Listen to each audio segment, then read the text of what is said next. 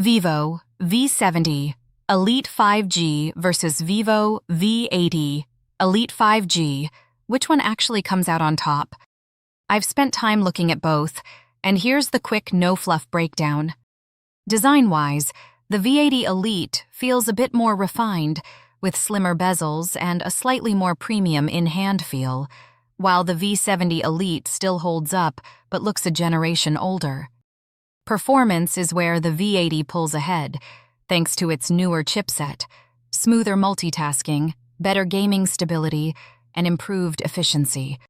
The V70 isn't slow, though. It's still solid for everyday use. Camera upgrades are noticeable on the V80, especially in low light and video stabilization, while the V70 is more good enough in daylight. Battery life is pretty close, though the V80 edges ahead with faster charging. Price-wise, the V70 is the value pick, but the V80 is the more future-proof option. So yeah, budget versus performance, that's the real choice here.